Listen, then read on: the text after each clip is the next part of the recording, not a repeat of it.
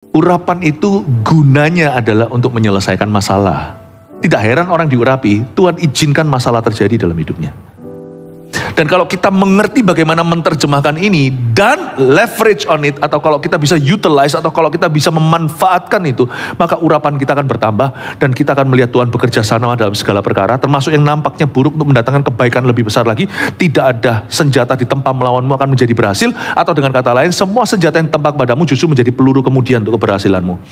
Urapan diberikan dalam hidup kita supaya kita jadi problem solver, troubleshooter, menjadi pemecah masalah, menjadi orang yang punya solusi ilahi. Lalu ia berkata kepadaku, sudahkah engkau lihat hai anak manusia? Kemudian ia membawa aku kembali menyusur tepi sungai. Dalam perjalanan pulang, sungguh sepanjang tepi sungai itu ada amat banyak pohon, di sebelah sini dan di sebelah sana. Ia berkata kepadaku, sungai ini mengalir menuju wilayah timur, dan menurun ke arah Yordan, dan bermuara di laut asin, air yang mengandung banyak garam, dan air itu menjadi tawar. Sehingga kemana saja sungai itu mengalir, segala makhluk hidup yang berkeriapan di sana akan hidup.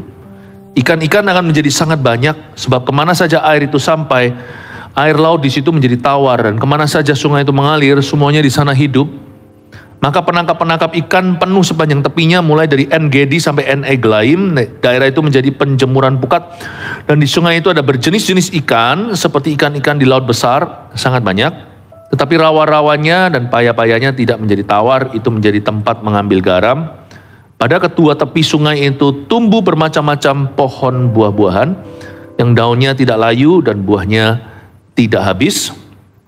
Tidak habis-habis, tiap bulan ada lagi buahnya yang baru, sebab pohon-pohon itu mendapat air dari tempat kudus itu, buahnya menjadi makanan, dan daunnya menjadi obat. Yehezkiel melihat sebuah sungai keluar dari bait suci, dan ada perkara-perkara ajaib di sana. Makanya saya kasih judul dulu, kebaktian keempat ini, judulnya dampak urapan pada sekeliling kita, karena kita bicara tentang the anointing, bicara tentang pengurapan. Dampaknya apa? Sana mesti tahu, jemaat mesti harus tahu, urapan itu penting sekali. Saya itu dari waktu ke waktu berdoa. Betul-betul sekalipun saya saat teduh setiap hari, ada waktunya saya betul-betul mau ganti oli. Mobil itu tiap hari diservis sendiri ya, dirawat maksudnya. Tapi ada waktunya kita memang harus bengkelkan dia sebentar, jadi tolong mobilnya jangan dipakai dulu. Mobil harus masuk bengkel dulu hari itu. Bukan karena rusak, tapi perlu ganti oli. Spurring balancing, ada operasi besar. Demikian pula hidup kita itu, kita butuh urapan, bukan gagah perkasa, tapi oleh karena Roh Allah. What is urapan? Banyak orang salah ngerti, urapan itu orang rebah, itu manifestasinya. Tadi siang saya sampaikan itu kayak daun pada sebuah pohon. Buah urapan itu bukan manifestasi jasmani, buah urapan itu dampaknya. Makanya saya mau bicara tentang buahnya ini, dampak dari, kalau seorang diurapi, sebuah gereja diurapi, itu apa ya dampaknya ya bagi sekelilingnya? Kita harus mengerti. What is the anointing? Apa itu urapan? Kalau gitu, kalau urapan bukan hanya sekedar manifestasi, what is it? Urapan itu adalah perbuatan Allah dalam perbuatanmu. Seperti menyatu, tapi kita tahu bahwa it's not me, it's you. Itu sungguhan. Saya kasih contoh ya, urapan itu bagaimana ya? Di perjanjian lama, Yesus ini kan dalam ministry ya, dalam dunia ministry dulu. Yesus itu ketemu sama orang Gerasa, gak ngomong apa-apa. Berapa orang sih lewat sana? Tak terkecuali orang Farisi, ahli Taurat, orang Lewi. Yesus baru darat, kaki baru nginjakkan ke pulau itu, Genesaret. Langsung dua orang kerasukan setan, salah satunya kita tahu ceritanya, yang legion itu, langsung teriak-teriak. Ya kan dia anak Allah, jangan lupa loh. Yesus ini mengosongkan dirinya. Bukan berarti dia berhenti jadi Tuhan.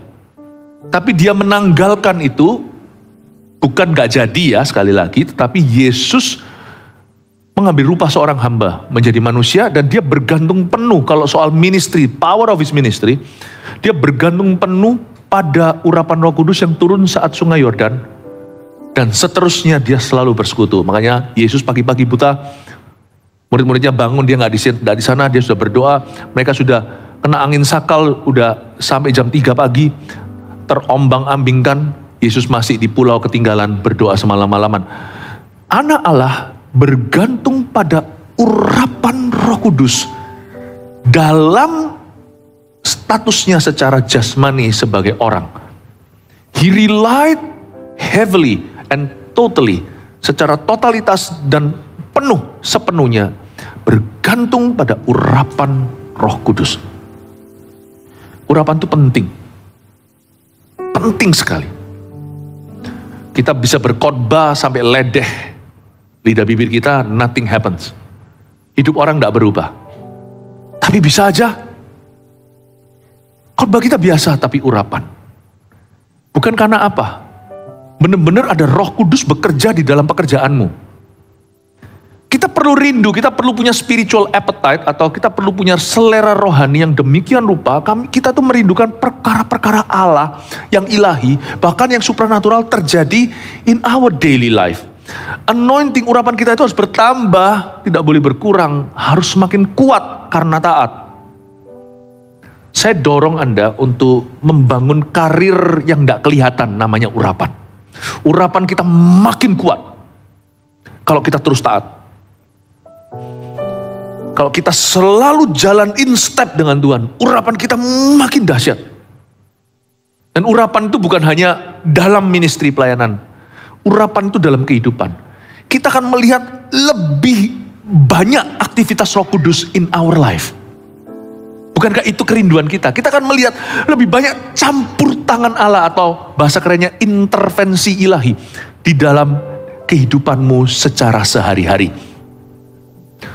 Semakin besar urapan itu, semakin meningkat dalam kehidupan kita, semakin there is an increase of the Holy Spirit's activities. Semakin meningkat pula yang namanya aktivitas Roh Allah. Saya tidak dari waktu ke waktu ganti oli, saya masuk ke ruang doa. Nggak hanya porsi saat teduh pribadi, ada waktunya saya ngambil sabat lebih. Sabat itu bukan berarti istirahat, sabat bagi saya berdoa. Saya masuk hadirat Tuhan. Kalau Anda mau puasa silahkan. Puasa itu bukan rutinitas, puasa itu harus ada tujuan. Salah satu tujuan puasa adalah mengosongkan diri. Bukan bertapa ya, itu mengosongkan pikiran, jangan. Pikiran jangan kau kosongkan, pikiran kau kosong. Jangan, pikiran jangan dikosongkan. Masuk apa nanti kita nggak tahu. Pikiran kita harus diisi dengan firman. Kosongkan pikiran dari pikiran yang jahat, iya. Tapi saya mengosongkan diri. Masuk dengan spirit humility ke hadirat Allah. Yang saya minta salah satu tujuan puasa tahu nggak apa? Minta pengurapan lebih besar. You may do that. You may do that. Saya pernah sekali waktu di luar negeri, saya kasih contoh. Saya kasih contoh nyanyi fales. Itu susah. Karena kita dilatih untuk nyanyi selalu pada key atau pada kuncinya. Waktu saya nyanyi fales gitu, nyanyi fales, gak tahu saya kasih contoh apa ya, kok ilustrasinya aneh gitu. Setelah selesai itu, saya dapat report, ada satu orang nangis waktu saya nyanyi fales. Kenapa nangis? Saya bilang nangis karena dia menderita kali telinganya. Bukan katanya, dia nangis di jamah Tuhan. Saya nyanyi fales di jamah Tuhan, haleluya. Bukan gagah perkasaku, Roh Kudus bekerja lewat falesku. Sedangkan kita kalau tidak bergantung pada Roh Kudus, mau nyanyi merdu, orang cuman entertainment doang. Orang gak akan merasa diubah kan? You know you can do something with your talent. But unless the Holy Spirit uses it, your talent amounts to nothing. Kecuali kalau Roh Kudus yang menghinggapi talentamu atau bakatmu itu, apapun talenta bakat Anda, ujung-ujungnya juga tidak akan mengubah siapa-siapa. Perbuatan Allah dalam perbuatanmu, urapan Tuhan dalam talentamu. Waktu saya dengar begitu, saya kaget. Kok bisa begitu ya? Gak pernah loh saya ngalami fenomena itu dalam pelayanan saya. Apakah berarti setelah ini mari PAW-nya fales semua? Ya kagak, ya bukan begitu tujuannya. Tapi maksudnya Tuhan hari itu mau menunjukkan sesuatu, mau membuktikan sesuatu, mau mengajari sesuatu. Philip, ingatlah selalu dan ajarkan juga pada praise and worship semua. It's not your talent that will change lives. Tanpa urapan, semua lagu-lagu itu hanya seperti orang karaoke atau hanya seperti orang dengar musik doang. Tapi waktu urapan itu ada, orang akan di-usher masuk ke dalam hadirat Allah. Orang bisa kaya, berhasil kerjanya, dapat materi blessing, berkat materi. Ya sudah sampai situ saja. Tapi kalau ada urapan Tuhan atas hidupmu, urapan itu kenceng sekali wifi-nya, urapan itu tebal. Whatever you do, nanti akan ketemu orang di tempat yang tepat, pada waktu yang tepat, dengan tujuan tepat. Semua itu mendatangkan kebaikan untuk kerajaan Allah. Ada something, bukan hanya meraih keuntungan, karena kalau Anda berbisnis ya harus meraup keuntungan, harus profitable. Tapi nggak cuman itu, hatimu nggak di situ. Petrus itu dan teman-temannya memancing, menjala dan dapat 153 ikan. Tapi ujung cerita bukan mereka jual ikan ke pasar jadi kaya. Mereka berkata, Engkaulah Tuhan. Ada something of the Lordship of Jesus, sesuatu tentang Tuhan yang terjadi lewat dunia kerjamu. Because you are anointed. Saya dulu waktu zaman masih awal-awal datang, saya kan tidak memulai dengan langsung jadi full timer. Saya mulai dengan berbisnis. Beberapa rekan-rekan partner bisnis itu adalah orang-orang luar. Beberapa partner bisnis kami itu orang Hong Kong segalanya. Salah satunya lagi mabuk alkohol. Gak tahu gimana waktu itu satu lift, kita pergi ke satu tempat, dia dijamah Tuhan lahir baru. Akhirnya saya perlu hentikan ngomong soal bisnis sebentar. Kita bicara tentang menjadi saudara seiman dulu. Bertobat lahir baru. Bisnis tetap jalan, tetap masing-masing punya tanggung jawab, tetap mesti jujur, tetap mesti profesional. Itunya semua iya, itu mil ke-1. Tapi Tuhan karena urapan membawaku di jalan mil 2. There is something more than your business when you're anointed. Something more. Saya masih ingat kok, itu rekan kerja.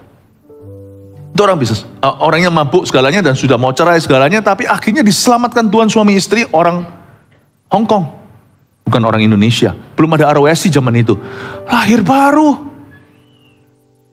Tapi sebelum itu 22 staf kami, 21 jadi anak Tuhan. Waktu itu saya punya 22 staf di kantor. 21 became born again Christians, menjadi orang Kristen yang lahir baru. Kalau dengar gini mesti tepuk tangan untuk Tuhan Yesus. Loh, bisnis tetap jalan. Jangan mentang-mentang diurapi lalu habis itu nggak perlu kita itu lakukan due diligence, kita nggak perlu melakukan ketekunan, tidak perlu mempelajari materi. No, business as usual, my friend. But anointing unusual. The anointing makes it unusual. The business is usual. Business as usual. But the anointing makes your life in that business unusual. Urapan membuat hidupmu di dalam bisnis itu tidak usual. Saya kaget melihat 22 staf itu 21. Padahal awalnya cuma satu yang Kristen. Itu terjadi di tahun 1998. Saya mau beritahu sesuatu tentang the anointing. Anda harus rindukan perbuatan Allah di dalam perbuatanmu. You must tap into, harus masuk ke dalam the fourth dimension of Jesus. Dimensi keempat daripada Allah Roh Kudus. Ini cuman kiasan kata-kata, gak ada dimensi-dimension. Jangan terus tiba-tiba di sini ada yang, aku masuk dimensi keempat. Tak suruh satpam membangunkan Anda loh ya. No. Tapi maksudnya masuk di dalam perkara-perkara ilahi in your life. Saya dari waktu ke waktu mesti menyisihkan waktu dan saya berkata, Lord anoint me. Lord anoint me. Lord anoint me. Dampak urapan itu ada. Dan dia itu semakin menjadi-jadi jikalau kita terus taat. Dan kalau kita rindu ya Tuhan bekerja. Kalau kita tidak merasa itu perlu, apalagi kita nggak tahu kalau itu ada, kita nggak akan mengklaimnya. Tuhan pakailah saya. Dalam keluarga juga, kalau saya ceritain satu persatu nggak habis-habis. Tapi mari kita bahas dulu ayatnya. Lalu saya bahas dan saya mulai bedah beberapa ayat per ayat ya, dampak urapan pada sekeliling kita. Kalau orang diurapi, apa yang terjadi? Lalu ia berkata kepadaku, ayat 6, sudahkah engkau lihat hai anak manusia? Kemudian ia membawa aku kembali menyusur tepi sungai. Berhenti di sana. Anda harus tahu sequelnya. Sebelum ini tadi di 5 ayat sebelumnya, sudah dibahas bagaimana air itu berupa tetesan-tetesan dripping aja kayak kopi. Dia sampai pelan sekali. Mungkin butuh berjam-jam dulu, mungkin butuh berjam-jam, berhari-hari, berbulan-bulan untuk kita mencapai kedalaman di pergelangan kaki. Tapi dia makin lama makin cepat karena gaining momentum. Momentumnya itu kalau mobil sudah kalau olahraga juga sama kan, kalau kita sudah panas alias pemanasan, larinya lebih kencang, tapi awal-awal mungkin masih engsel-engselnya masih klek gitu mana. Tapi setelah pemanasan, setelah main 1 jam, wah semangat, udah keringat. Waktu dia pertama gaining momentum, itu pertama-tama ke pergelangan kaki itu lamban. Tapi waktu ke lutut mulai cepat, waktu mulai ke pinggang, wah dahsyat. Lalu gak perlu sih swasta lagi kalau Anda baca, langsung berenang, langsung jadi sungai. Gitu. Mobil itu pelan tuh 0 sampai 100 tuh, 0 sampai 50 itu masih pelan. Pelan-pelan, apalagi kalau belum panas tuh mobilnya. Tapi sekali mobil sudah mencapai kecepatan 120 km itu cepat sekali. Ya, Anda cuma tinggal tambah tekan sedikit, udah 140. Kalau gaining momentum cepat, urapan tuh lambat di depan, cepat di belakang. Ya, dosa itu cepat di depan. Wah, nafsu langsung dipuaskan, tetapi habis itu bersedih-sedih kemudian. Urapan tuh lambat di depan, kayaknya bayar harga. Tapi kalau Anda mau ya, dampaknya luar biasa loh, sungguhan luar biasa. Dan orang yang mengerti tidak akan main-main. Urapan itu tersedia, tetapi kita perlu setia. Sayang gitu loh. Orang kalau nge-gym ya, olahraga ya, jarum nggak habis itu? Rasanya kayak, Ya, saya juga olahraga, saya harus jaga badan. Seminggu saya usahakan 2 kali nge-gym. Itu ya, kalau nge-gym gitu ya, saya kadang-kadang itu dalam hati itu, kan ini PT-nya, personal trainer itu jemaat sekarang. Dalam hati saya berkata, dalam hati ini gak ngomong sama dia, jangan bilang sama dia kalau tahu. Lu punya problem apa sama gua? Kenapa kejam sekali sama kakiku? Leg day namanya. Suruh squat begini, kenapa sih kamu tuh mau bunuh kaki saya?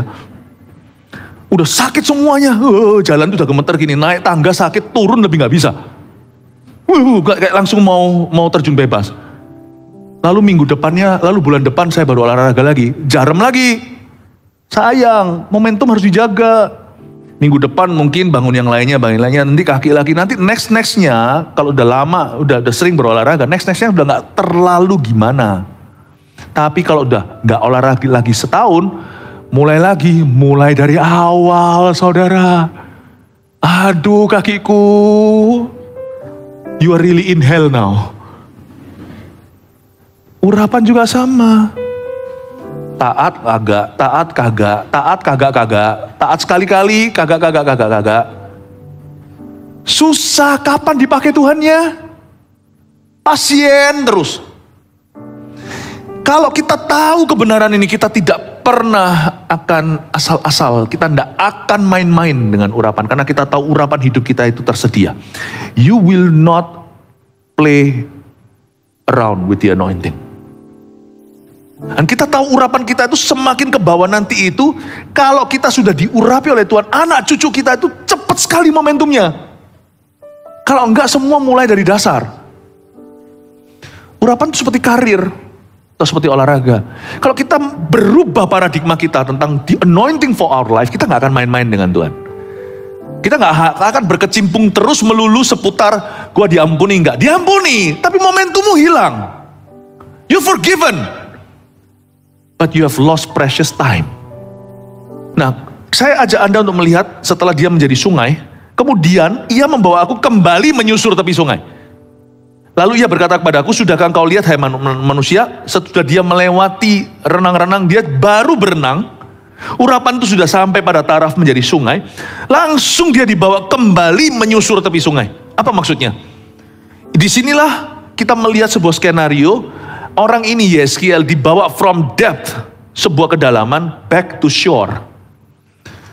Kenapa sih? Misalnya kita itu lagi naik boat nih, pergi ke tengah laut. Wah, sudah dibawa pergi ke kedalaman, langsung dibawa lagi ke pantai. Loh kenapa sih? Karena urapan itu bukan untuk tamasya. Urapan itu gunanya adalah untuk menyelesaikan masalah. Tidak heran orang diurapi, Tuhan izinkan masalah terjadi dalam hidupnya.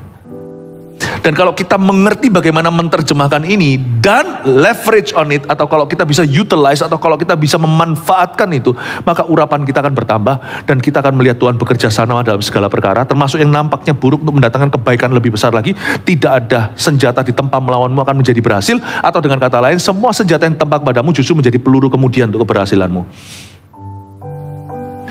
Dibawa kembali aku menyusur tepi sungai. Tadi kan sudah mengalir jadi berenang di dalamnya. Sekarang dibawa lagi kembali ke tepian, ke tepi sungai.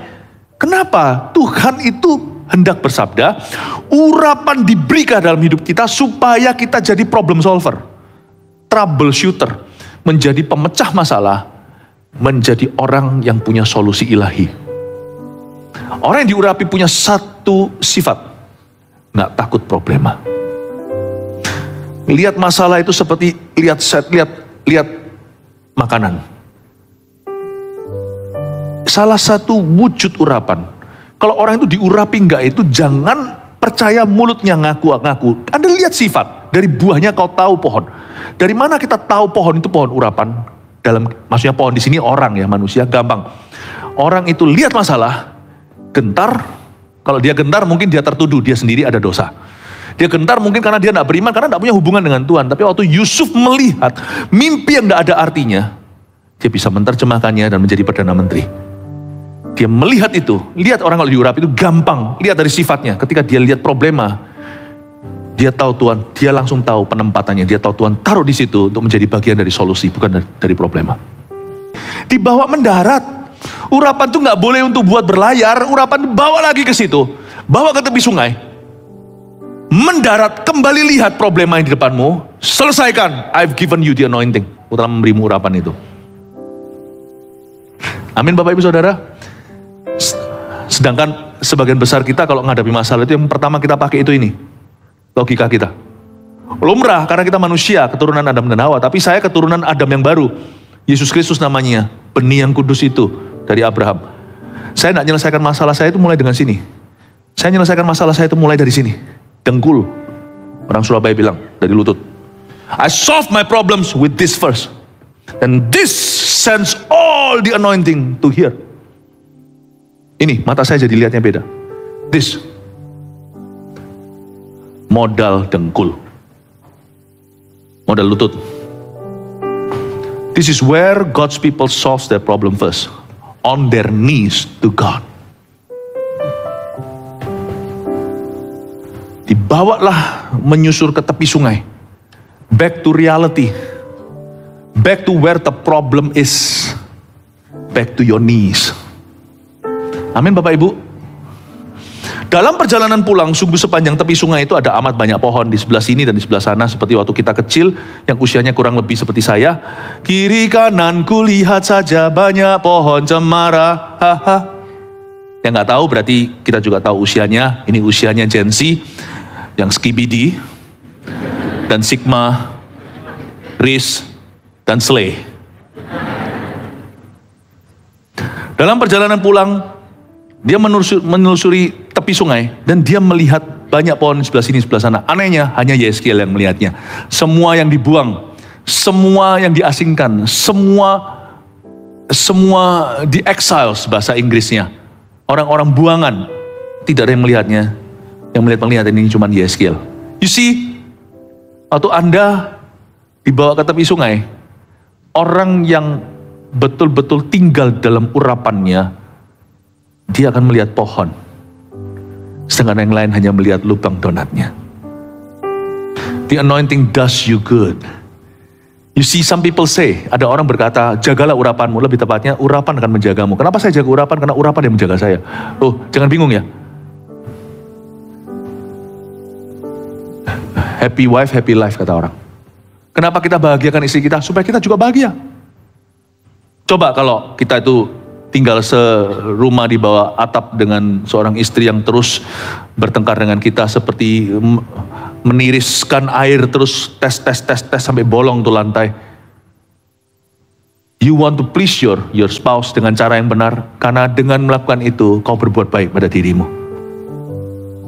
Why I keep the anointing? Because I know without it, tanpa urapan itu, saya akan salah jalan. Saya akan salah kaprah. Dan keputusan saya semua akan gegabah. Karena tanpa urapan, tempat di mana urapan itu seharusnya berada, mulai akan bangkit kedagingan. Di mana Roh Kudus berkurang, roh jahat bertambah. Saya jaga pengurapan itu, anoint me. Karena saya tahu ujungnya nanti urapan itu yang jaga saya. Karena urapanlah yang membuat saya bisa melihat pohon itu. Dan itu bukan dari pengetahuan, sekalipun sana profesor, S2, S3. It's the anointing that will make you see God's promise. Janji Tuhan. Ia berkata kepada aku, ayat 8, sungai ini mengalir menuju wilayah timur dan menurun ke Araba Yordan. Katakan Araba Yordan. Mau tahu nggak? Saya kasih bocoran supaya ini semua make sense atau masuk akal. Ini ayat-ayat akan digenapi satu nanti di kerajaan 1000 tahun. Itu lain cerita ya. Tapi ayat-ayat ini juga bicara mata kedua dari pedang yang sama untuk perkara-perkara relevan untuk yang kita hadapi hari ini. Semua buku yang di dalam Alkitab ini bicara ke kita today. Tapi juga ada penggenapannya yang akan datang. Tapi sekarang saya tunjukkan, ini sebenarnya tempatnya asli ada, Araba Yordan. Ini di sungai-sungai Yordan itu loh. Cuman dulu namanya itu. Dan bermuara di Laut Asin, katakan Laut Asin. Sungai ini mengalir ya, pertama turun ke Araba Yordan. Turun ke sungai Yordan. Bakurapan di kepala Harun, yang kejanggut dan jubahnya turun seperti embun di Bukit Hermon. Mengalir ke Bukit Sion. Bukit Hermon itu utara Israel. Itu kalau winter dingin ada saljunya, orang bisa skiing. Tahu nggak, Bukit Sion itulah di atasnya dibangun namanya kota Yerusalem, Zion City. Makanya dia lebih tinggi, makanya di sana 2 derajat lebih dingin daripada di utara, daripada di Tiberias, di Galilea atau Nazaret sana. Di bawah Yerusalem, Bethlehem itu lebih adem. Sekarang kita mengerti bahwa ini adalah air yang dimaksud dari Gunung Hermon mengalir ke Bukit Sion. Dia turunnya itu lewat Araba Yordan, sungai Yordan, lalu turun Laut Asin. Laut Asin itu the Dead Sea. Itu yang hari ini namanya Laut Mati. Dia Laut Asin, Laut Mati sama-sama betul di Perjanjian Lama Baru karena itu laut yang sama. Dia bukan laut sungguhan tapi dia sebenarnya danau yang luas sekali. Airnya semakin hari semakin sedikit. Kenapa disebut Laut Asin? Karena asin banget, itu mineral airnya. Bahkan produk-produk kecantikan juga ada dari sana lumpurnya. Ya, saya juga berdoa supaya lumpur lapindo pun nanti bisa menjadi bahan kecantikan. Kenapa disebut Laut Asin? Karena asin. Karena dalam perjalanan dari atas Hermon itu, tetes-tetesan dripping, itu kalau lagi musim panas, nggak sampai musim panas, dia mulai meleleh. Itu air mulai mengalir pergi ke sungai Yordan. Jadi sungai Yordan itu sumber airnya dari mana? Dari Hermon. Karena itu Hermon penting sekali dipertahankan oleh Israel. Karena di situ supply of water. Dan itu kalau turun ke Yordan, tempat Yesus dibaptis salah satunya Yordan itu luas dan panjang. Turun terus ke bawah sebelum dia sampai ke Dead Sea. Air tawar yang di atas sana juga dari embun dan salju. Air fresh itu turun ke bawah, dia nangkep 85.000 ton mineral. Sehingga turun sampai Laut Asin atau Laut Mati. Dia menjadi air yang asin sekali kan disebut Laut Mati karena tidak ada tanaman, tidak ada hewan, tidak ada ikan di dalamnya. Betul-betul itu laut. No living creature in it. Tidak ada yang bisa hidup dengan mineral segitu banyaknya. Asin banget. Makanya itu kalau yang pernah ke Israel, di Laut Mati itu tempat terendah di bumi. Di situ tuh orang ada banyak sekali arkeologi yang mungkin percaya bahwa di dalamnya itu kenapa asin gitu juga dulu zamannya Sodom dan Gomora karena memang di area itu. Di mana menjadi tiang garam istri Lot, jadi di daerah itu. Dan itu begitu asinnya nggak ada. Makanya itu kalau kita masuk ke dalam sana itu kita bisa ngambang. Dan gak boleh nyelam, gak boleh ada yang sok jagoan. Wah aku hebat, aku diver, masuk ke sana. Anda minum cukup banyak, Anda mati minum air itu. Dan itu perih di mata. Tapi itu mineral yang membuat orang sembuh. Kaki saya juga pernah waktu baptis di Sungai Yordan, hampir 1.000 orang. Itu pecah karena batunya kan panas, tapi kan saya nggak fokus ke situ, nggak pakai sandal. Saya baptisin orang itu pecah. Luka terbuka. Saya masuk keesokan harinya, jadwal ke Laut Asin. Saya masuk ke sana, sakit keluar nutup. Bukan karena ajaib, bukan. Tapi karena mineralnya. Ya. Nah, saya jual air itu, mau?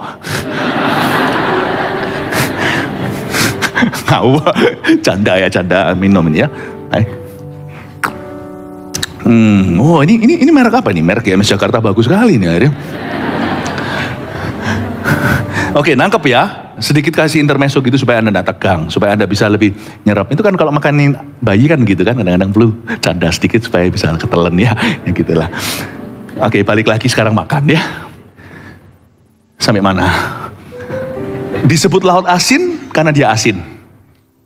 Disebut laut mati karena nggak ada barang hidup di dalam sana. Alright, ada sesuatu yang super aneh, ini akan nanti terjadi di milenium, kerajaan milenium setelah Yesus datang kembali dan kakinya menginjak bukit Zaitun. Kita sekarang lihat apa yang terjadi. Ayat 8 lagi ya. Ia berkata kepadaku, sungai ini mengalir menuju wilayah timur dan menuju ke arah Yordan dan bermuara di laut asin, berakhir di sana. Air yang mengandung banyak garam dan air itu menjadi tawar. Hah? Ini nggak akan terjadi.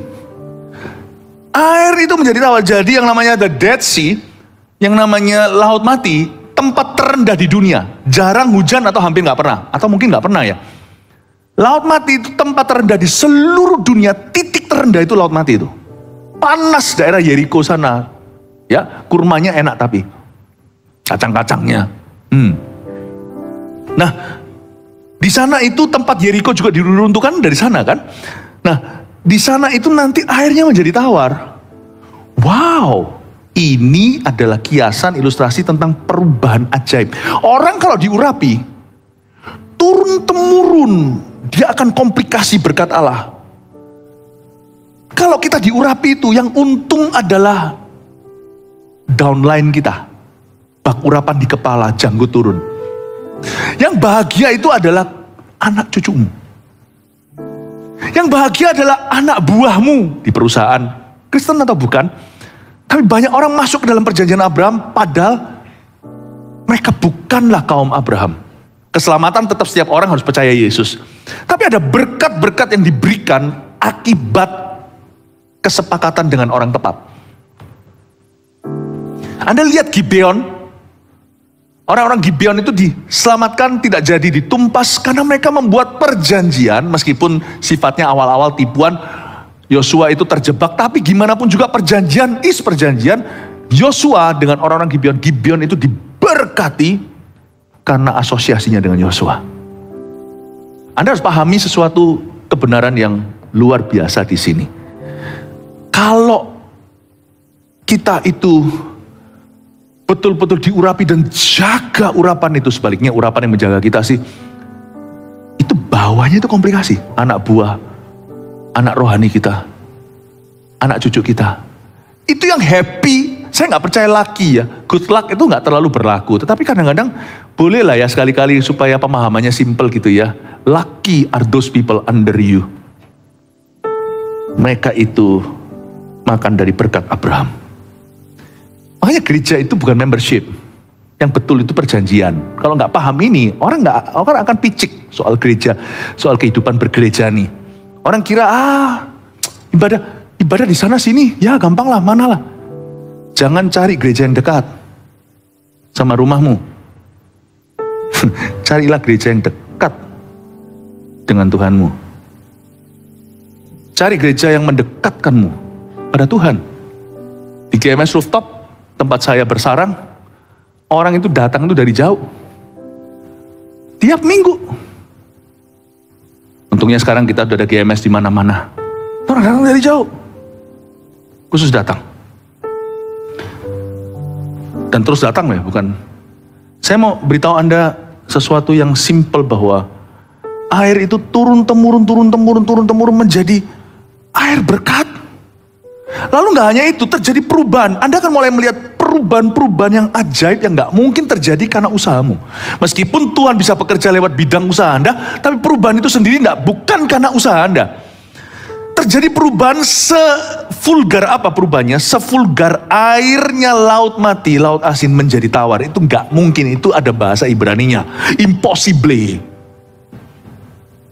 Nggak mungkin terjadi, saudaraku.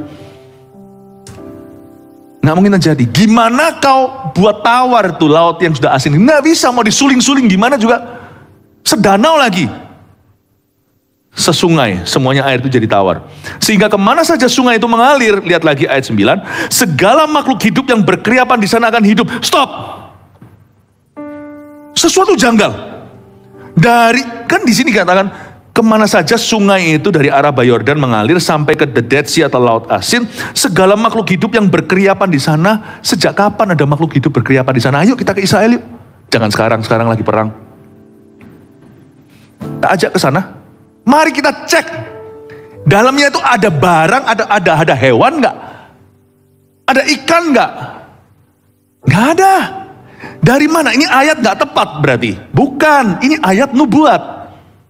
Sehingga kemana saja sungai itu mengalir, segala makhluk yang berkeriapan di sana akan hidup. Salah satu fenomena pengurapan dalam kehidupan seorang adalah, salah satunya tadi, perubahan-perubahan yang gak masuk akal terjadi di hidupmu. Atau sekelilingmu ya, bukan di dalam diri. Karena Anda berubah dulu, sekeliling Anda itu berubah. Makanya kalau Allah sedang mengubah sesuatu di dalam sifat manusiamu, jangan kau tolak. Itu berarti Tuhan kasih furskot dulu. Kasih deposit di depan untuk perubahan yang akan Anda lihat dalam keluarga Anda dan di sekeliling Anda. Anointing always begins in you before it will surround you. It will surround you. Urapan itu selalu dimulai di dalam dirimu sebelum dia akan mengepung duniamu. Kalau Tuhan tidak bisa mengerjakan di dalam dirimu, Allah tidak akan mengerjakan di luarmu. Urapan itu selalu dimulai dari dalam kita. Segala makhluk berkeriapan di sana akan hidup. Hah? Kok bisa? No living thing in the Dead Sea, berarti ini new creation my friend. Ini berarti adalah penciptaan baru. Berarti bukan hanya ada perubahan yang terjadi. Salah satu fenomena orang-orang yang diurapi atau urapan dalam kehidupan seseorang adalah perubahan-perubahan yang ajaib terjadi dan penciptaan baru terjadi. Bukan ciptaan dunia ya, tapi menciptakan sesuatu dari yang gak ada jadi ada di duniamu. Anda akan terkejut. Kok bisa ada berkat begini dalam keluargaku? Kok bisa ada penyertaan seperti ini? Anda gak masuk akal. Nggak ada. Tuhan akan menunjukkan satu manifestasi, bukan fisik saja jasmani, tapi Tuhan akan menunjukkan sebuah fenomena, sebuah simptom atau gejala di dalam hidup Anda mulai semakin kaya. Kiri kanan kau lihat, dari yang nggak ada jadi ada, dan Anda tidak punya modal untuk itu. Tuhan yang menciptakan. Anda akan terkejut. Apa yang saya sampaikan tidak bisa sampai aplikasi, terlalu panjang nanti. Tapi Anda nanti makanya khotbah seperti ini Anda harus catat. Catatnya nggak usah lah, nanti dengarkan aja, nanti catatnya tinggal poinnya aja, summary. Anda dengarkan lagi, kalau Anda mau lupa, setiap 2 kalimat, ada 20 orang akan menerima berkah. Ikan-ikan akan menjadi sangat banyak. Oke, sekarang jadi masuk akal kalau itu mujizat. Sebab kemana saja air itu sampai, air laut di situ menjadi tawar. Dan kemana saja sungai itu mengalir, semuanya di sana hidup. Ini kalau kita nggak percaya mujizat, ayat ini adalah tempat yang namanya graveyard. Ini tempat, ayat adalah ayat kuburan buat kita. Karena ayat ini akan membuat kita meragukan keabsahan Alkitab. Karena nggak mungkin laut mati kok bisa di dalamnya berkeriapan dan kemana saja air itu mengalir di situ. Siapa yang cemplungin ikan? Coba. Saya punya satu pertanyaan. Oke deh, anggaplah sungai itu mengalir sampai laut mati, semua ikannya hidup. Nah, sekarang tanyaannya, siapa yang taruh ikan di sana? Ini bukan mujizat kesembuhan atau kebangkitan orang mati. Tetapi ikan itu dari mana? Ada satu mujizat yang membuat saya garuk-garuk kepala. Sampai sekarang saya nggak ngerti. Makanya itu kalau baca Alkitab, jangan sekedar masukkan logika Anda. Jangan sekedar kita cerna secara logis saja, karena Tuhan tidak punya rumus untuk mujizat itu. Tuhan cuma suruh kita percaya. Tapi semua yang dikatakan Alkitab itu sah. Semua yang dikatakan Alkitab itu adalah firman Allah. Yesus memecah-mecah roti, ya itu masih bisa diterima. Roti dipecah. Meskipun itu ajaib ya, luar biasa. Yesus memecahkan ikan. Ikan itu kan ada kepala, ada ekornya. You pecahkan itu ikan, misalnya tengah lah, 1/4, tergantung mecahnya di mana. Terus, yang bagian ekor tiba-tiba muncul kepala. Gak ada ayatnya Tuhan memecahkan 5 roti dan 2 ekor ikan. Atau 2 kepala ikan. Di bagian kepala dicopot, muncul ekornya. Berarti ada hewan yang diciptakan, yaitu ikan, tanpa lewat lautan. Tangan Tuhan ciptakan. Dan itu ikan sungguhan. Dimakan dari manapun, durinya semua ikan. Itu bukan ikan kecil-kecil ya. Itu ikan Petrus itu loh. Sebenarnya di sini juga ada sih di Indonesia kayak apa ya? Mujair atau apa ya? Ya, ikan Petrus itu apa? Mujair ya? Itu gede. Diambil gitu, durinya semuanya itu persis dan tidak pernah lewat laut, tidak pernah dilahirkan atau bertelur ikan. Gak pernah sama sekali kena air, di tangan Yesus langsung tercipta. Gak masuk akal buat saya. Makanya saya percaya mujizat. Hari itu, tiba-tiba ada ikannya semua hidup. Siapa cemplungin di situ, saya beritahu tangan yang kuasa. Anda akan terkejut, orang lain semua mau coba niru caramu, metode Anda diterapkan mentah-mentah, segala sesuatu gerak-gerik Anda ditiru, tidak punya sukses yang sama. Karena ada satu hal yang tidak bisa ada rumusnya, yaitu kalau Allah urapi seseorang, there's no teori itu ya. Makanya saya tiap hari masuk ke hadirat Allah cuma berkata, Lord anoint me, anoint us, anoint our church. Urapi ya Tuhan Yesus jemaat yang kami gembalakan. Ayat 9 itu menjadi ayat favorit saya, karena saya percaya mujizat. Maka penangkap-penangkap ikan, gak cuma sampai ke berkat terjadi, no, Tuhan akan memberimu manusia, orang yang tepat di waktu yang tepat. Anda akan berasosiasi dengan orang tepat. Orang-orang yang merombakmu akan jauh, tapi orang yang membangunmu akan datang mendekat. Maka penangkap-penangkap ikan penuh sepanjang tepinya, mulai dari En-Gedi sampai En-Eglaim. Daerah itu menjadi penjemuran pukat, dan di sungai itu ada berjenis-jenis ikan, seperti ikan-ikan di laut besar sangat banyak. Tiba-tiba you see humans in your life. Zaman dahulu, aku cuma punya musuh. Sekarang masih ada tetap, sampai kapanpun orang yang memusuhi, musuh salib namanya, yang juga memusuhimu. Orang kalau mau hidup benar pasti akan dimusuhi sebagian orang. Namun demikian Anda mulai lihat bahwa orang figuran mulai terkikis dari hidupmu. Di hidup Anda sudah tidak ada orang figuran. Setiap orang itu sebuah talenta yang dikelola menjadi sesuatu dalam hidupmu. Makanya itu kalau sama orang jangan kau keskan semuanya. Segala-segala selalu ada maksud atau ada agenda pribadi. Jangan. Ada orang yang dipakai Tuhan untuk hal ini di hidupmu. Ada orang untuk membangun area ini di hidup Anda. Ada orang lagi yang seolah-olah tidak berguna tapi dia sebenarnya membentukmu. Tapi nanti Anda akan lihat penangkap-penangkap ikan penuh sepanjang tepi, mulai dari En-Gedi sampai En-Eglaim. You begin to see people, God send people in your life. Orang-orang yang Tuhan utus dalam hidupmu. Dan Anda juga diutus dalam hidup mereka. Ayat 11 ini ada sesuatu yang indah juga tentang kehidupan dalam pengurapan. Tapi rawa-rawanya dan payah-payahnya tidak menjadi tawar, itu menjadi tempat mengambil garam. Tunggu lagi, kenapa begini? Mungkin kita baca, kenapa pelin-pelan? Tadi kan semua sudah jadi air tawar kan? Waktu saya baca tadi, air itu menjadi tawar, yaitu di ayat 9, saya sedikit kecewa. Waduh, nanti suatu hari, misalnya kalau kita hidup di kerajaan milenium, Tuhan izinkan kita jalan-jalan ke sana, dalam tubuh kemuliaan, kan kita nggak bisa coba. Mungkin masa hidup ini kita nggak pernah ke Israel, misalnya, saya nggak bisa mencoba untuk ngambang tuh, untuk mengapung di laut mati. Jadi tawar semuanya, jadi swimming kayak kolam renang. Kita masuk situ, tenggelam.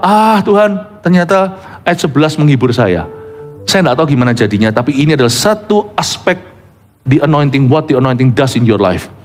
Apa yang urapan itu lakukan pada sekelilingmu dan pada hidupmu. Tapi rawa-rawanya dan payah-payahnya tidak menjadi tawar. The boundaries, ada bagian-bagian tertentu Tuhan preservasi atau Tuhan pelihara. Dia tetap asin, tetap mineral, dan menjadi tempat mengambil garam. Garam di sini adalah mineral. Itu bukan cuma garam-garam yang kita makan. Ini kalau garam-garam gitu ya gampang lah. Ambil rumpul sembarangan kasih garam gitu, teplok-teplok di wajah. Tapi garamnya, mineralnya yang ada di the Dead Sea atau di Laut Mati itu beda. Ini memberitahukan kepada kita bahwa the anointing in our lives, hidup kita, dia akan memelihara berkat yang Allah sudah taruh di hidup kita itu tidak akan erosi. Pengurapanlah yang membuat tidak ada satupun anakmu akan hilang. The Dead Sea mineral was kept, intinya di rawa-rawa dan payah-payah itu disimpan. Saya seorang pelukis. Waktu saya selesai melukiskan, setelah selesai satu lukisan sebulan. Setelah selesai, saya mau lukisan ini untuk tahan 100 tahun lah. Tuhan belum datang. Saya kasih varnish, saya kasih suatu selaput yang transparan. Suatu cairan yang saya oleskan di sana supaya dia tahan musim, tahan lembab, tahan segalanya. Urapan itu membuat kualitas yang Allah sudah taruh di hidupmu tidak luntur. It's the anointing. Mau tambah tua, urapan akan menjaga. Urapan itu menjaga. The blessings in your life, berkat di hidupmu tidak akan bocor lewat pintu belakang. Urapan itulah yang saya sebut the varnish. of the painting of life. Dalam lukisan hidupmu, apa yang Tuhan gambar di dalam diri Anda, gambar dirimu itu Tuhan akan lapisi dengan varnish. The anointing is actually, urapan itu sebenarnya adalah minyak menjaga, minyak pelumas. Pada kedua tepi sungai itu tumbuh bermacam-macam pohon buah-buahan yang daunnya tidak layu dan buahnya tidak habis-habis. Tiap bulan ada lagi buahnya yang baru, sebab pohon-pohon itu mendapat air dan tempat kudus itu. Buahnya menjadi makanan dan daunnya menjadi obat. Saya nggak tahu ini pohon apa, tapi dikatakan di Alkitab ini ada bermacam-macam pohon-pohon buahan. Salah satu pohon yang kemungkinan besar ada di antara jenis-jenis pohon yang dijanjikan adalah pohon yang namanya palmetto. Pohon palem itu loh. Ya, kan kita lihat sawit lah apa. Ini pohon palem itu. Dan pohon palem ini kelebihannya yang di sana adalah dia punya jus, buahnya itu mengenyangkan, jusnya, dan ternyata daunnya itu herbal yang sangat bagus buat kesehatan. Saya nggak tahu ya apakah itu salah satu pohonnya, saya asumsi, spekulasi, saya pelajari. Kayaknya sih maybe inilah pohon yang bisa diambil apa aja. Seperti ayam, sampai bulunya pun juga jadi kemucing. Apapun jadi itu ayam. Ini pohon yang semua elemennya itu berguna. Urapan membuat tak satu pun dalam hidup kita itu terbuang sia-sia.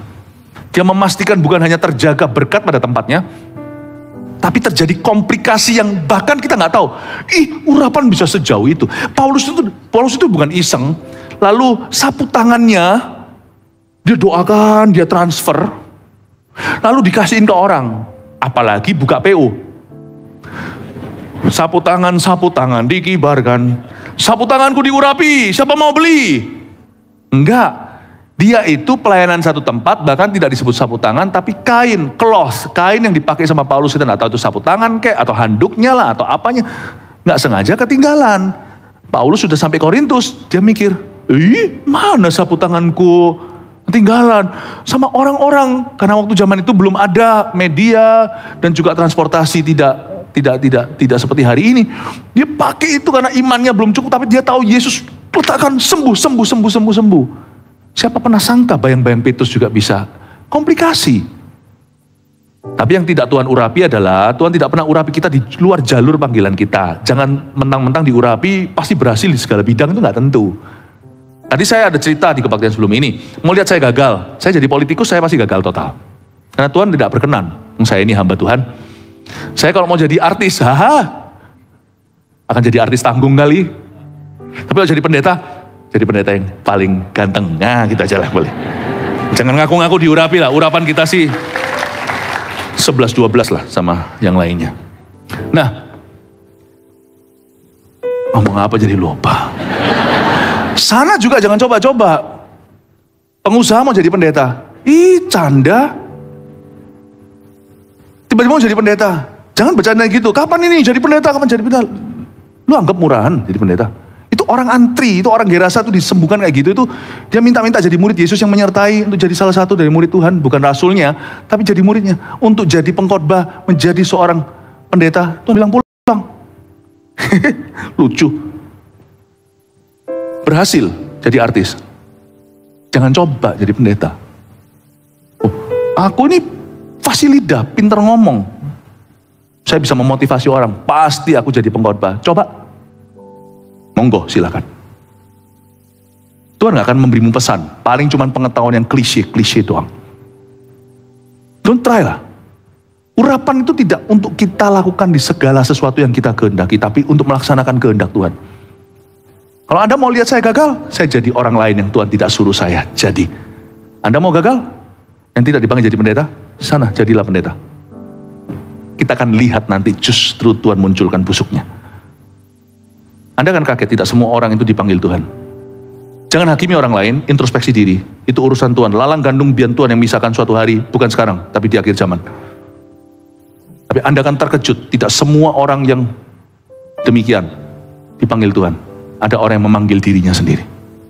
Never has God called such persons. You'll be very surprised. Kita harus mengerti sesuatu bahwa untuk diurapi sama Tuhan, itu kita harus berada di jalurnya. Dan kalau kita sudah ada di jalurnya, Bukan hanya apa saja yang kau berbuat berhasil, tapi segala sesuatu yang berkenaan denganmu, yang sinergi dengan panggilan utamamu itu, semua diurapi. Sampai sapu tangannya, sampai bayang-bayangnya. Kecuali kalau Paulus suatu hari berkata, aku mau bikin pabrik tekstil Aku tidak jadi lagi pengkhotbah, aku menjadi seperti Lydia, si pengusaha kain ungu itu. Ya Paulus sih sebenarnya nggak tepat juga. Si Paulus itu juga sebenarnya setengahnya dia tent maker. Memang dari awalnya begitu. Dia pembuat kemah. Tapi misalnya Petrus dia berkata begitu, nggak mungkin bayang-bayangnya diurapi. Aku mau mulai bisnis lighting supaya bayang-bayangku kelihatan. Nggak akan ada terjadi apa-apa sana. Bayang-bayangnya kena semua orang juga nggak akan terjadi apa-apa. Dia diurapi karena dalam perjalanannya memberitakan Injil, dalam kerasulannya mendirikan gereja, dia jalan suatu hari karena tidak bisa, belum ada media, dia tidak bisa menjamah semua orang. Orang diizinkan Tuhan terjamah lewat satu elemen yang sangat fisik. Bukan karena Tuhan mau mereka mengidolakan seorang hamba Tuhan, tapi Tuhan itu ingin touch mereka dengan something tangible. Dan Tuhan pakai bayang-bayang Pak Petrus karena dia rightfully berada di konteks dan proper di panggilannya. Tuhan urapi everything, buahnya kena, jusnya kena, daunnya kena, semua menyembuhkan, everything. When you are in the right place, kalau Anda tahu urapan Anda di mana, Anda harusnya berenang di river atau di sungai mana, Anda terus berenang terus di situ, urapanmu bertambah. Everything about you, around you, semua tentang dirimu, semua darimu, semua yang berurusan dan berkenaan denganmu, semua dari extension kepanjangan tanganmu, semua diurapi oleh Tuhan. Paham ini ya Bapak Ibu Saudara. Rahasia urapan itu bukan ngawur. Aku mau jadi ini jadi itu mencobai Tuhan. Rahasia urapan itu pertama-tama tahu kehendak Allah dulu dalam hidupnya, tahu penempatan. Setelah itu merajalelalah. Di bidang itu garap semuanya sampai ujung-ujung sungainya. Buahnya kau jadikan makanan, daunnya kau jadikan obat, bulunya kau jadikan kemucing. Amin Bapak Ibu. Suatu hari, nanti ngomong-ngomong soal lukis, saya cerita sesuatu ya. Saya terkejut waktu suatu hari ada pameran di Shanghai. Pameran, saya ngelukis itu hobi. Tidak ada, ngelukis itu hobi, sungguhan hanya hobi. Bukan hanya hobi, tapi saya mau lukiskan mimpi-mimpi saya. Dan juga tema-tema yang alkitabiah saja. Siapa sangka ternyata disambut gitu, nggak ada ambisi saya. Ternyata dibuat solo exhibition waktu itu di Shanghai. Itu yang membuat saya terkejut ya. Setelah itu kan saya nggak tahu nih, pertama kali nih saya lakukan ini. Ini juga spare time pada waktu saya lagi liburan. Akhirnya sekalian mereka pameran. Itu kaget saya, ada satu orang datang di Shanghai dengan masih ada tancapannya infus. Masih ada infusnya, itu berarti dari selangnya dicopot. Dan dia, saya bilang kamu lari dari hospital ya? Bukan, dia bilang saya minta diizinkan keluar sebentar, ada tumor ganas. Dia melihat sebuah lukisan yang saya gambarkan, Tuhan Yesus dipecut, tapi itu abstrak sekali, nggak ada wajah, cuma abstrak gitu aja. Dan dia nangis di depan itu, dia lihat. Saya nggak pernah, saya kira cuma gambar itu cuma sekedar suatu biauta, suatu expression aja. Ekspresi. Saya nggak sangka orang bisa dijamah seperti itu. Padahal ini bukan sesuatu yang sifat jalan tol, ini hanyalah jalan gang buat saya, itu sesuatu yang sifatnya hobi. Saya nggak pernah sangka bahwa hobi, apapun kalau Anda tinggal dalam urapan itu buahnya pun makanan, daunnya jadi obat, everything useful. Mau hobi pun nggak ada hobi yang iseng tuh nggak ada. Hobi pun dipakai Tuhan. Ya, dengan itu dia nangis, dia balik ke hospital. Itu bukan lukisannya, lukisan itu bukan dewa, bukan jadi berhala, tetapi karena pesan yang dibawa, ada tulisannya di sana, oleh bilur-bilur Yesus kau sembuh. Yesaya 53. Balik diperiksa, tumornya hilang. Saya kaget. Ini kan ada lukisan, ada juga orang satu profesor yang sudah satu profesor seni, bukan orang Indonesia, orang sana, lalu ngajak saya debat karena dia itu ateis. Dia melihat orang-orang bagaimana line up, bagaimana mereka itu sampai seperti ular itu di gang itu sampai berapa blok itu orang antri untuk masuk ke sana. Sampai orang-orang di jalan katanya ada rock concert apa, ada konser rock apa. Bukan, ini ada lukis. Orang kaget, satu blok semuanya art itu punya saya itu sampai ke blok-blok berapa. Sayanya tidak ada di sana. Waktu saya datang di situ, saya lihat sendiri lalu dia ngomong sama saya. Dia bilang, kok bisa lukisanmu? Lukisan di sebelah sana ada pornografinya. Yang di sebelah sana ada satu lagi yang pameran di situ itu isinya itu yang sudahlah bahasa bahasa Surabaya botan-botan gitu ya, yang enggak gitu ya. Ini yang itu, yang tentang kekerasan ini itu. Lalu dia tanya sama saya, "Your lukisan itu terlalu banyak meaning," dia bilang. Dia bilang, ini profesor yang dia sendiri punya hasil karya sudah dipamerkan di Milan. Dia bilang, saya ajak dia masuk ke ruang tunggu tempat saya istirahat. Dia bilang sama saya, "Lukisanmu terlalu banyak meaning. Terlalu banyak Kristus di dalamnya. Terlalu banyak Tuhan. Lukisan itu harusnya meaningless," dia bilang. Tidak ada artinya. Saya ini profesor, saya ini lecturer. Seharusnya tidak ada meaningless. Betul-betul modern itu bisa anything. Bahkan air seni pun difoto apa, ada gambar gitu. Itu semuanya art lah. In the name of art, everything goes. Anything goes. Saya debat dia. Saya bilang bahwa semua seni tidak bisa lepas dari penciptanya. Semua harus menuju kepada sesuatu. Dan saya jelaskan semuanya, nggak tahu dari hikmat dari mana. Dalam waktu setengah jam kemudian, orang itu berlutut bersama dengan saya menerima Yesus sebagai Tuhan dan Juru Selamat. Saya garuk-garuk kepala, saya kaget. Kok bisa ya? Ini cuma iseng loh. Saya bilang, Tuhan, dan Tuhan ngomong sama saya, kamu jangan main-main dengan hidupmu. Buahmu akan menjadi makanan, daunmu menjadi obat. Kamu jangan selang-selingnya salah. Taat nggak taat, kamu selalu taat supaya urapan itu semakin menjadi-jadi dan menjadi kuatan. Apapun yang kau jamah, the anointing will stay. Saya bilang, jangan dukakan aku, jangan lakukan sesuatu yang menyalahi firmanku. Kamu jaga hatimu dengan segala waspada, akan mengalir terus sungai kehidupan dari sana. Saya berkata, ya Tuhan, aku akan ajarkan pada jemaat. You see, let me tell you something. Kalau kita diurapi sama Tuhan, Anda akan kaget, kuasa kesembuhan pun menjadi nyata. Lihat, apapun yang kau lakukan, kalau kuasa kesembuhan itu tidak tentu fisik atau jasmani, kanker sembuh. Kuasa sembuhan itu juga bisa begini loh. Apapun juga di bidangmu yang sakit, Anda di situ dalam waktu 3 bulan itu sembuh. Dan itu bukan berarti Anda cuma doa. Dimulai dari ruang doamu, Allah mungkin memberimu hikmat seperti Yusuf yang tahu 1/5 ditabung dari 7 tahun kelimpahan supaya 7 tahun nanti masa lapar bisa beli seluruh Mesir. Tuhan akan memberimu urapan itu bermula dengan persekutuan, tapi dia berakhir bisa menjadi suatu keputusan-keputusan yang brilian. Karena urapan itu yang membuat hatimu dilumas. Mendapatkan pelumas ilahi membuat hatimu bisa melihat pohon kiri kanan. Orang nggak bisa melihat solusimu, you bisa melihat solusi itu. The anointing is fantastic.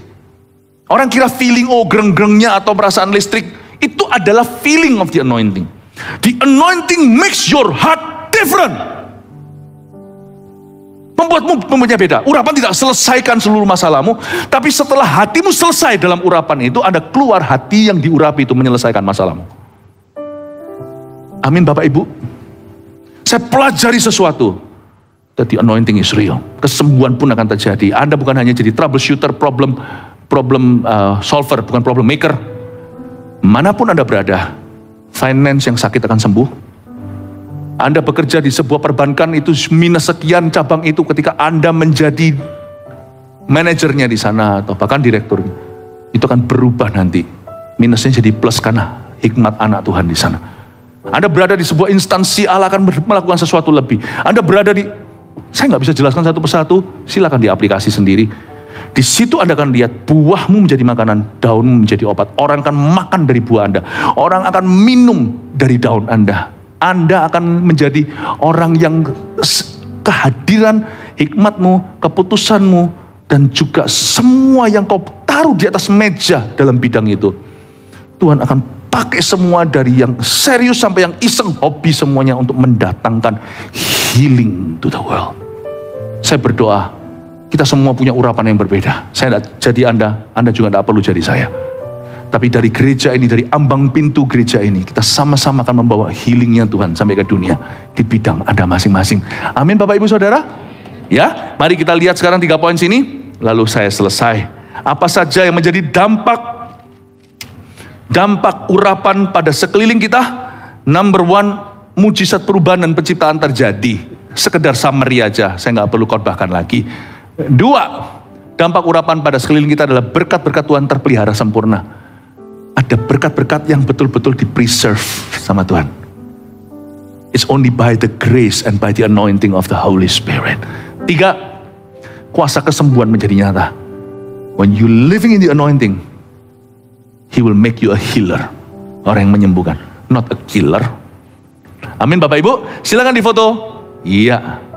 Oke, puji Tuhan. God bless you. Yes, berikan tepuk tangan untuk Tuhan Yesus. Mari kita semua bangkit berdiri.